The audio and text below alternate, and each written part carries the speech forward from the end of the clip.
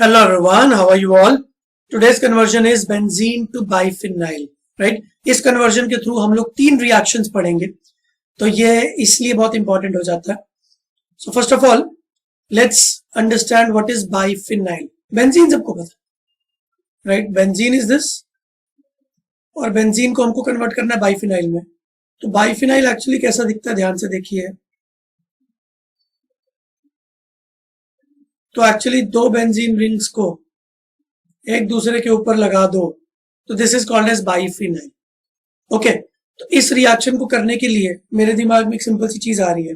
अगर मेरे पास क्लोरोबेंजीन होता, राइट, तो मैं उसके 2 मॉलिक्यूल्स ले लेता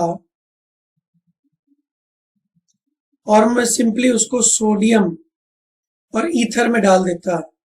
तो यहां पे मैं 2 सोडियम ले लेता और ये बेसिकली NaCl बन के निकल जाता और ये दोनों रिंग्स आपस में जुड़ जाते, right. This reaction is called as Fittig reaction.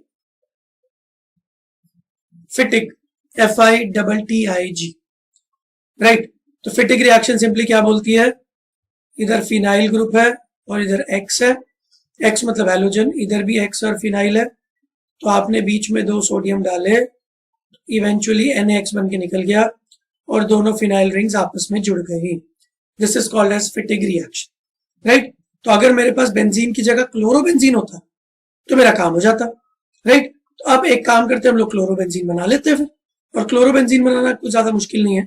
अगर आप बेंजीन में क्लोरीन और FeCl2 ऐड कर दो या क्लोरीन और AlCl3 ऐड कर दो, तो आपको मिल जाएगा क्लोरोबेंजीन. ये तो बहुत ही सिंपल रिएक्शन, राइट. अगर आपको इसका मैकेनिज्म डिटेल में समझना है तो फ्रिडल क्राफ्ट नाम की रिएक्शन के ऊपर 2 वीडियोस मैंने बनाए हुए, पार्ट 1 पार्ट 2. आप पार्ट 1 देख लोगे तो आपको सब समझ में आ जाएगा, राइट. तो बेंजीन से हमने पहले क्लोरोबेंजीन बनाया, फिर क्लोरोबेंजीन के 2 मॉलिक्यूल्स लेके हमने उसमें सोडियम डाल दिया, तो इवेंचुअली हमको अपना डिजायर्ड प्रोडक्ट मिल गया. और इस प्रोडक्ट के मिलते हुए हमको एक रिएक्शन भी पता चल गई, फिटिग.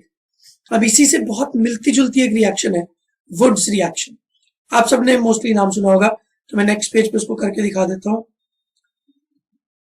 अगर एक नॉर्मल एल्काइल ग्रुप है तो उसके मैं 2 मॉलिक्यूल्स लेता हूं और 2 सोडियम डाल देता हूं, NaX निकल जाता है और R और R आपस में जुड़ जाते हैं.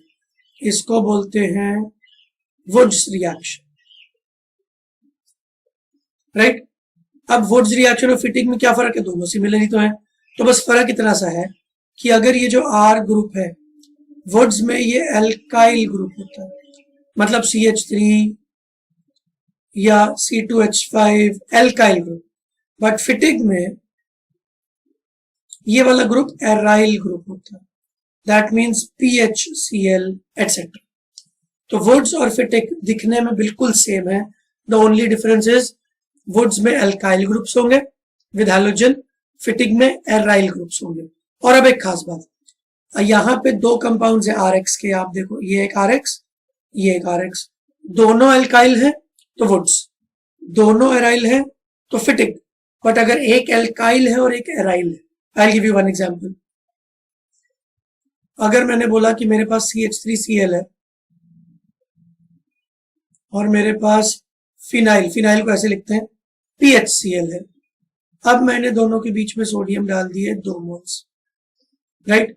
अब भी होगा तो वही कि सोडियम इन दोनों क्लोरीन्स को लेके चला जाएगा, 2 NaCl बना देगा और पीछे क्या होगा, ये दोनों लोग CH3 और ये बेंजीन आपस में जुड़ जाएंगे. तो यहाँ पे ये जो था, ये था एल्काइल ग्रुप, ये था एराइल ग्रुप. इस रिएक्शन को ना वुड्स बोलेंगे ना फिटिग बोलेंगे, तो इसका एक स्पेशल नाम रख दिया, वुड्स फिटिग. तो ये तीनों रिएक्शंस आपको बुक पे दिखेंगी. तो अकेला वुड्स क्या होता है, जब दोनों एल्काइल्स होते हैं, एल्काइल ग्रुप्स. फिटिग क्या होता है, जब दोनों एराइल होते हैं. और वुड्स फिटिग क्या होता है, जब एक एल्काइल होता है, एक एराइल होता है, राइट. तो ये तीनों रिएक्शंस आपको नेम वाइज याद रख लेनी. एंड आई होप आपको ये कन्वर्जन समझ में आ गया, और इसी कन्वर्जन के बहाने आप बाइफिनाइल नाम भी याद कर लो कि बाइफिनाइल कैसा दिखता है, the structure of biphenyl, right. काफी बार क्वेश्चन आ जाता है उसके ऊपर। चलो, तो आई होप आपको ये चीजें समझ में आई।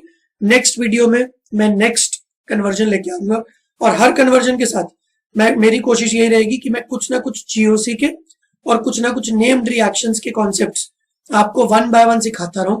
तो by the time you will finish all the conversion reactions, आपकी ऑर्गेनिक बाय डिफॉल्ट अच्छी हो चुकी होगी, राइट। तो चलिए नेक्स्ट वीडियो में मिलते हैं, अभी के लिए बाय बाय।